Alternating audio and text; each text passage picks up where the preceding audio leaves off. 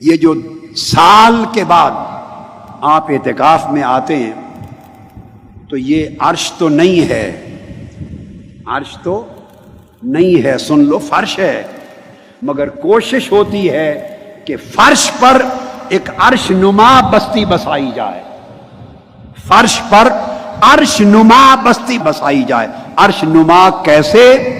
کہ عرش وہ مقام ہے جہاں ہر وقت اللہ کا ذکر ہوتا ہے، ہر وقت سجدے ہوتے ہیں، انوار الہیہ اترتے ہیں۔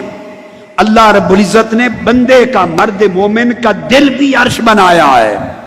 اگر بندے کے دل میں مولا بس جائے تو ہر مومن کا دل عرش بن جائے۔ جس بستی میں ہزارہ لوگ صبح و شام اللہ اللہ کریں، ہزارہ لوگ حق کے ساتھ مشغول رہیں، آخرت کو یاد کریں، اس کے عشق اور محبت کی بات ہو، اور شراب عشق الہی پلائے جائیں، اور شغل دنیا بھول کر آئیں، ہر جگہ نصیحت کی بات ہو، آخرت کی بات ہو، طہارت کی بات ہو، زہد کی بات ہو، ورع کی بات ہو، تقویٰ کی بات